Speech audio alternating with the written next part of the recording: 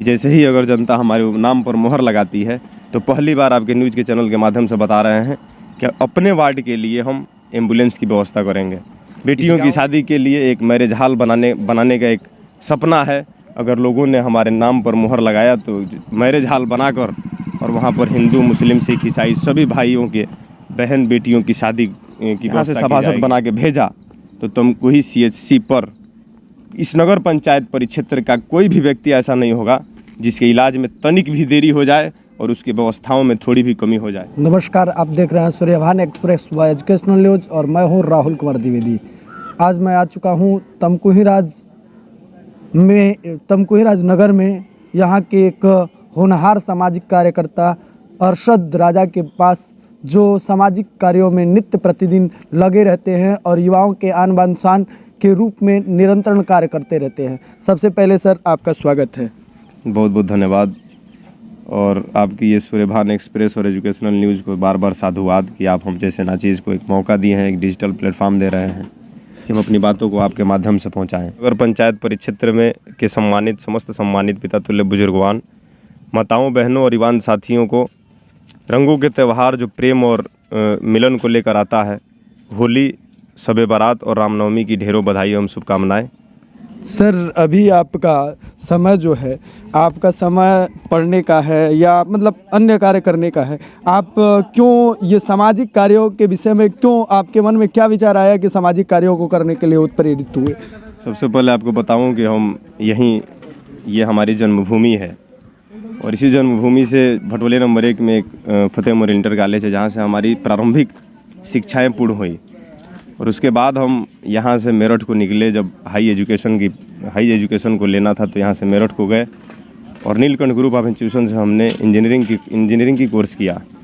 Computer science को हमने चुना और जैसे ही हमारी ये कोर्स कंप्लीट हुई तो 2018 में जब हम गांव को लौटे तो हमने बहुत सारी समस्याओं को देखा। हमने देखा कि यहाँ सुचारू रूप से कोई भी व्यवस्था नहीं चल पा रहा है।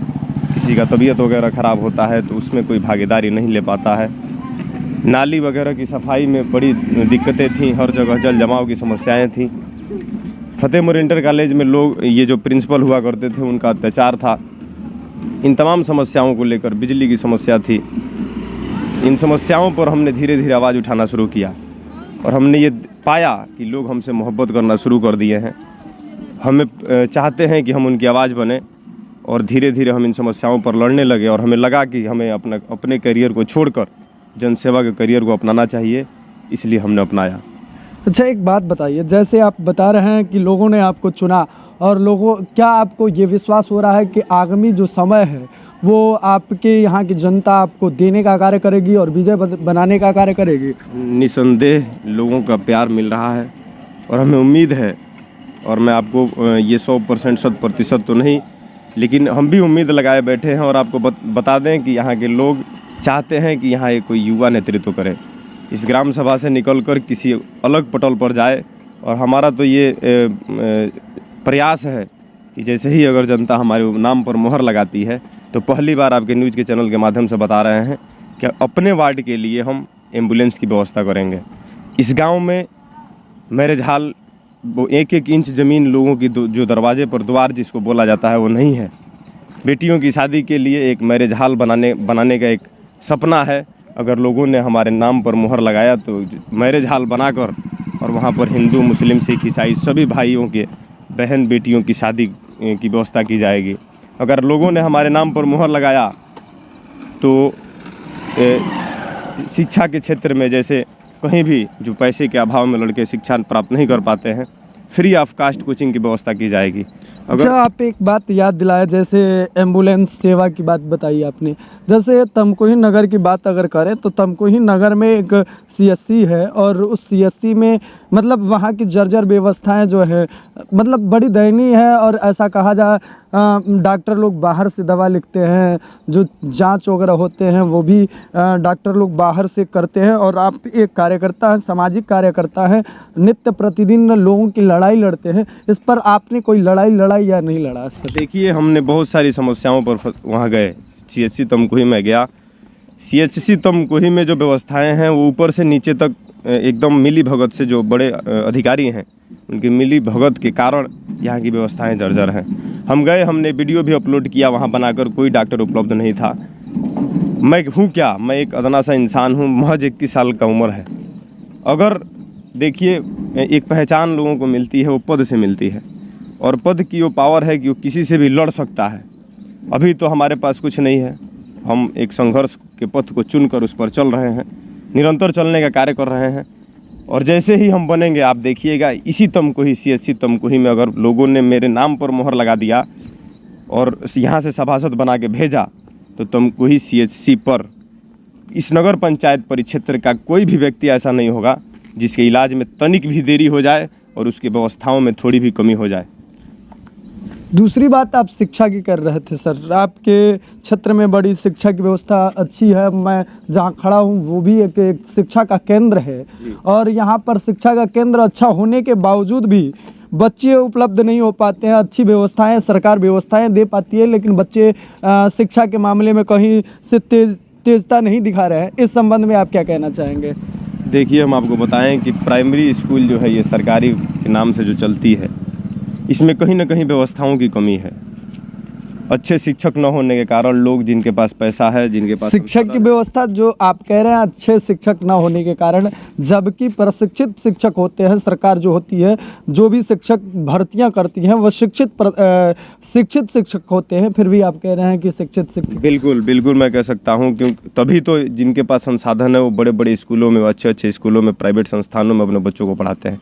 यहाँ का पढ़ा हुआ बच्चा, किसी को अगर ये स्कूल खुला होता तो मैं आपको पूछवा देता, टीचर ही क्या बता दे, लड़का 5 में पढ़ता है और उसको क्या आता है। वो अच्छे से जोड़ घटाना गुणा भाग अगर नहीं जानता है तो उस पढ़ाई का कोई मतलब नहीं है। इसको कहीं ना कहीं सुधार करने की आवश्यकता है, और सुधार वही कर सकता है जो पढ़ाई के क्षेत्र में योग्य हो, शिक्षित हो और लड़ाई लड़ने की क्षमता रखता हो। नेता का गुण क्या होना चाहिए?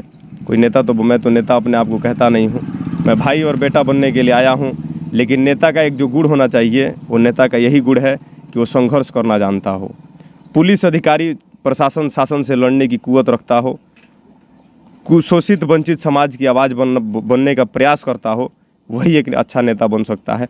अगर बनेगा तभी लोगों की समस्याएं भी दूर हो सकती हैं। अच्छा सर, एक तमकुही में एक आवाज़ चलती रहती है हरदम, 2 संप्रदायों के बीच में, मतलब हिंदू मुसलमान करके विवाद खड़ी रहती है, और आप भी एक धर्म संप्रदाय से आते हैं। क्या आपके विषय में, आपके मन में ये मानसिकता उठती है कि हिंदू और मुसलमान अलग अलग है, इनमें मजहबी झगड़ा होना चाहिए? बिल्कुल नहीं, ये बिल्कुल गलत है। आपको मैं बताऊं कि मेरा नाम अरशद रजा है, मैं मुसलमान समाज से आता हूं, और आपको बताऊं कि जो मर्यादा पुरुषोत्तम राम हैं, उनके कैरेक्टर से हमें भी मोहब्बत है। वो जिस रास्ते पर चले हैं उस रास्ते पर अगर हर कोई चलना सीख जाए तो हमें लगता है कि वहाँ पर हिंदू और मुस्लिम का जो भेदभाव और जो इस पर लड़ाइयाँ और राजनीतिक रोटियाँ जो लोग सेकना चाहते हैं, कहीं ना कहीं ये डिवाइड हो सकता है, ये समीकरण टूट सकता है।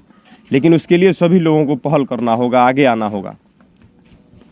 एक बात और सर, जैसे मैं देख रहा हूँ आप ही के वार्ड में, मैं भ्रमण कर रहा हूँ, कई घरों को देख रहा हूँ कि मतलब रहने के लिए अच्छी मकान नहीं है।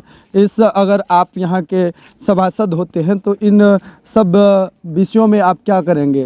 बिल्कुल, जितने लोग मकान जिनके पास नहीं है, जो उससे कहीं ना कहीं महरूम रह गए हैं, उनको सबसे पहले आवास की व्यवस्था की जाएगी।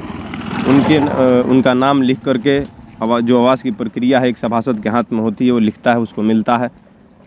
सभी लोग, चाहे हिंदू हो, मुस्लिम हो, किसी भी समाज के हों, अगर उनके पास छत नहीं है, मकान नहीं है, तो उन्हें देने का प्रयास किया जाएगा।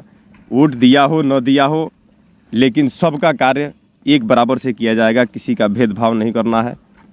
अच्छा, एक बात और आप याद दिलाए, अभी इसी संबंध में आप बात कर रहे थे शादी के संबंध में, तो कई परिवार में ऐसा होता है कि उनके पास अपनी बेटी के कन्यादान देने के लिए या सगाई करने के लिए पैसे उपलब्ध नहीं हो पाते हैं, जिससे उसे अपने खेत को गिरवी रखना पड़ता है और दूसरे से कर्ज लेना पड़ता है, और बाद में ऐसी हालात हो जाती है कि वो कर्ज मुहैया नहीं करवा पाता है। तो इस संबंध में आपने कोई विचार, ऐसा सिस्टम बनाया है जिससे आप सभासद होते हैं तो उनके लिए एक सहयोग प्रदान करने के लिए। देखिए, आपको बताऊं कि एक कड़वा सच है जो आप किसी भी नेता के मुंह से नहीं सुनेंगे, वो हमारे मुंह से आप ज़रूर सुनेंगे कि लोगों के जनमत के आधार पर, लोगों के मतदान के आधार पर जो भी चुना जाता है जनप्रतिनिधि, वो 2 रुपया उनके जनमत से कमाता है और उस 2 रुपये में से 50 पैसा भी लोगों के दुख दर्द में खर्च नहीं कर पाता है। और मैं आपके चैनल के माध्यम से बता रहा हूँ कि मैं भी जब अगर चुना जाता हूँ तो मैं भी 2 रुपये कमाऊँगा, लेकिन उस 2 रुपये में से 1.5 रुपये इस जनता पर खर्च करने का पूरा प्रयास करूँगा। और मैं यही तो इसीलिए तो मैं इस राह को चुना हूँ। ये गाँव है, आप चले जाइए, जितनी मकानें बनी हैं ये सब ज़मीनें बिक चुकी हैं। ये क्यों बिकी हैं, जब आप इसके पीछे जाएंगे तो कहीं ना कहीं जो लोग बीमार थे उनके इलाज में पैसों की कमी थी, आर्थिक अभाव में लोगों ने अपने ज़मीनों को बेचा। और ये इतनी कीमती ज़मीनें हैं आज, जो कुछ दिन पहले औने पौने दामों में लोगों ने बेच दिया, बेटियों की शादी के लिए बेच दिया। मैं आपसे पूछना चाहता हूं कि जिन लोगों को यहाँ के लोगों ने जन्मत दिया, क्या वो कभी उसमें शामिल हुए? नहीं हुए। इस ज़मीन को बचाने की लड़ाई में हमने अपने कदम को आगे बढ़ाया है। किसी भी बेटी की शादी के लिए किसी बाप को इस गांव के अगर मैं जीतता हूं तो अपने ज़मीन को नहीं बेचने दूंगा। ये मैं आपके चैनल के माध्यम से बता रहा हूं। इस अपने दामन को फैलाकर भीख मांगना पड़े, उस भीख मांग कर लाकर और उस बेटी की बहन की शादी में जो भी अहम योगदान होगा उसको करूंगा, लेकिन किसी को पता भी नहीं चलेगा कि किसने ये किया है। एक बात तो और आती है सर, जैसे आपका गांव जो है नगर परिक्षेत्र में आ गया है और नगर परिक्षेत्र में होने के नाते मनुष्य के लिए जल बड़ी ही मायने रखती है, तो शुद्ध जल की व्यवस्था क्या प्रॉपर समय में आपके ग्राम सभा जो नगर में आया हुआ तमकुही नगर में, क्या यहाँ पर शुद्ध पेयजल की व्यवस्था है सर? बिल्कुल नहीं है। मैं आपको बताऊं कि यहाँ जल निगम के द्वारा पानी आया करता था इस गांव में। यहीं तमकुही टंकी है जल निगम का, वहाँ से पानी आता था। आपको बताऊं कि जब से नगर पंचायत परिक्षेत्र में हमारा गाँव आया है, इस गाँव में वो पानियाँ रोक दी गई हैं। लगभग 1 साल हो गया है। हमने वहाँ के जल निगम के जेई साहब से बात किया तो उन्होंने कहा कि नगर पंचायत के ईओ साहब रोक दिए हैं। तो हमने अधिशासी अधिकारी महोदय से बात किया कि आपने क्यों रोका है, उस जल को पुनः संचालित कराइए, चालू कराइए। तो उन्होंने कहा कि नहीं, जल निगम के ऊपर है ये, जल निगम हमें कोई कागज़ नहीं दिया है अभी तक। तो ये दोनों लोग आपसी मिली भगत से एक दूसरे के ऊपर खेल रहे हैं और खेलते हुए यहाँ पानी को भी रोका गया है। आप देख सकते हैं, अगर कैमरा आप दिखाएंगे तो ये नगर पंचायत का क्षेत्र है और देखिए साफ़ सफाई का क्या आलम है। सड़कों के किनारे कितनी बड़ी बड़ी घासें हैं। तो इसकी लड़ाई लड़ेगा कौन? तो इसकी लड़ाई लड़ने के लिए हम लोग आगे आए हैं और अब आचार संहिता समाप्त हो गया है। और आचार संहिता समाप्त होने के बाद नगर पंचायत कार्यालय का घेराव निश्चित है। देखिए, ये गाँव जो आप देख रहे हैं, हमारा गाँव पानियों से भर जाता है। जब बरसात का मौसम आएगा तो पूरा जलमग्न हो जाएगा। इस सड़क तक पानी आ जाती है, सारे फसल बर्बाद हो जाते हैं। इस फसल और इस ज़मीन को बचाने की लड़ाई नगर पंचायत कार्यालय पर लड़ी जाएगी। दूसरी चीज़ कि साफ़ सफाई,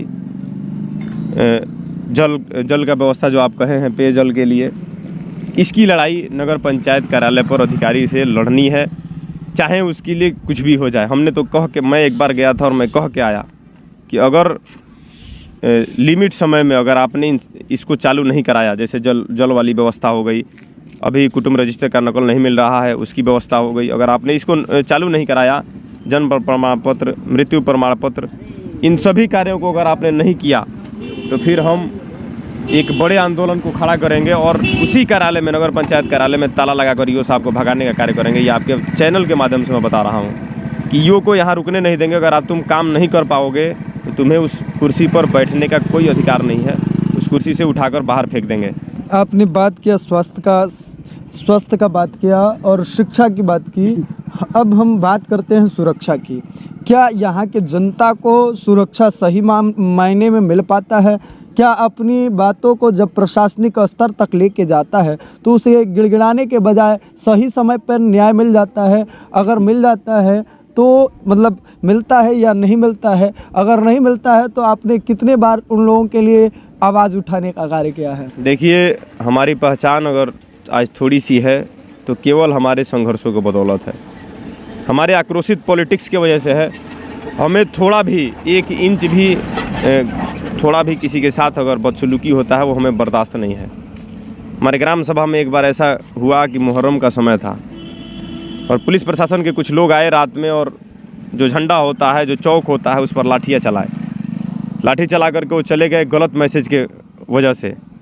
फिर हमने उसी वक्त उसी रात एक छोटा सा वीडियो बनाया जो वहाँ पर साक्ष्य के तौर पर लोग मौजूद थे और उस वीडियो को हमने सोशल मीडिया पर अपलोड किया। तुरंत एसपी साहब को फ़ोन मिलाया, 11 बजे रात को हमने फ़ोन किया, बात हुआ, हमने कहा कि ऐसी ऐसी बातें हैं।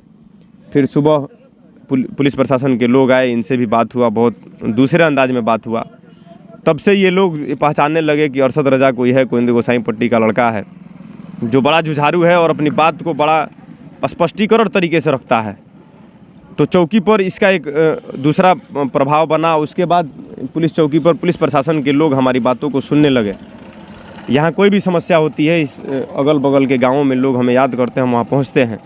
लेकिन जो आपसे मैं बता रहा हूँ कि जो व्यवस्थाएँ हैं, जो भ्रष्टाचार की व्यवस्था है, बिना आर्थिक लाभ के कोई भी ऐसी व्यवस्था नहीं है, सरकारी व्यवस्था जो न्याय दे सके। अगर एक आप छोटा सा झगड़ा लेकर चले जाए, एक परिवार का झगड़ा हो, बिना पैसे के सुलहनामा नहीं होता है। ये बड़ा दुखी मन से मैं कह रहा हूँ। आखिर इसको समाप्त कौन करेगा? इस नगर पंचायत से बहुत से नेता ऐसे बने, आखिर इसको ख़त्म कौन करेगा? जो नेता बनता है वो दलाल बन जाता है, वो दलाली करने लगता है। इस दलाली के सीमा को तोड़ेगा कौन? इसको ख़त्म कौन करेगा? एक गरीब जो जिससे थोड़ा सा झड़प हो जाता है, वो जाता है 1000, 500, 2000 रुपये, वो प्रतिदिन 200-250 रुपये कमाता है, घर परिवार कैसे चला रहा है? बचत में उसके पास पैसा है भी नहीं है, अपने बच्चे की पढ़ाई की व्यवस्था कैसे कर रहा है, अपने स्वास्थ्य की व्यवस्था कैसे कर पा रहा है, बच्चों के स्वास्थ्य की व्यवस्था कैसे कर पा रहा है? इसको समाप्त कौन करेगा?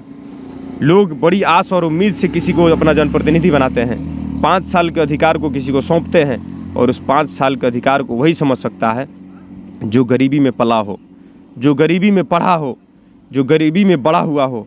और आपके सामने जो लड़का खड़ा है, ये बड़ी गरीबी में पला है, गरीबी में बढ़ा है और गरीबी में संघर्ष कर रहा है। नमस्कार, आप देख रहे थे सूर्यभान एक्सप्रेस व एजुकेशनल न्यूज और मैं हूँ राहुल कुमार द्विवेदी। जैसे आपने कई प्रकार के चर्चाओं को सुना था, आज हम चलते चलते चर्चा किए थे और इस चलते चलते चर्चा में आप हर छोटी बड़ी खबरों को देखते रहिए। सूर्यभान एक्सप्रेस और एजुकेशनल न्यूज के साथ कैमरामैन के साथ राहुल कुमार द्विवेदी की रिपोर्ट।